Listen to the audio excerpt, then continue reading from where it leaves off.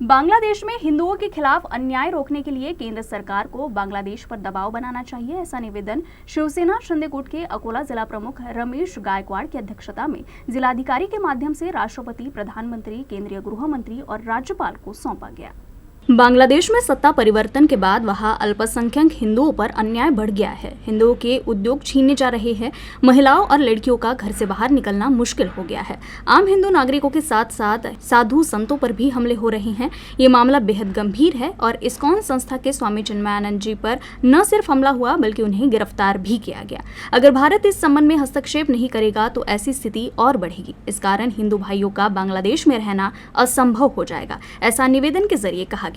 ISKCON संस्था बांग्लादेश के निर्माण के दौरान पाकिस्तान से आए विस्थापितों को धर्म के बजाय मानवता का धर्म अपनाते हुए पिछले 50 वर्षों से प्रतिदिन 2 लाख लोगों को मुफ्त भोजन उपलब्ध करा रही है। बयान में ये भी कहा गया है कि केंद्र सरकार को इस मामले पर बांग्लादेश की तत्कालीन सरकार से चर्चा करनी चाहिए और समाज को हिंदुओं पर हमले रोकने का दबाव बनाना चाहिए। आज आम्ही शिवसेनेचे शहर प्रमुख रमेश गायकवाड आणि शिवसेनातर्फे जिल्हाधिकारी कार्यालय, जिल्हाधिकारी कलेक्टर साहेब यांच्या मार्फत आम्ही देशाचे पंतप्रधान आणि गृहमंत्री आणि महाराष्ट्राचे मुख्यमंत्री यांना निवेदन पाठवलेलं आहे की अनेक महिन्यापासून बांगलादेशमध्ये हिंदूवर अत्याचार होत आहे आणि अनेक हिंदूचे मंदिर उद्ध्वस्त होत आहे आणि काही दिवस अगोदर इस्कॉनचे महाराज यांना विनाकारण तिकडले बांगलादेशच्या सरकारनं अटक केलेली आहे। ते इस्कॉनमधून दररोज 2 लाख लोकांनी जेवणाची अन्नाची व्यवस्था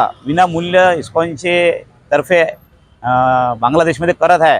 असे चांगले उत्कृष्ट काम करत असतानाही तिकडचे जे नवीन अघोषित सरकार आलेलं आहे त्या सरकारनं हिंदूवर अत्याचार करणं कठोरपणे सुरू केलेले आहे। तर हे कुठेतरी थांबवलं पाहिजे अशी आम्ही देशातले पंतप्रधान आणि महाराष्ट्राचे मुख्यमंत्री, देशाचे गृहमंत्री यांनी जिल्हाधिकारी कार्यालय यांच्यातर्फे शिवसेनातर्फे आम्ही एक निवेदन पाठवलेलं आहे।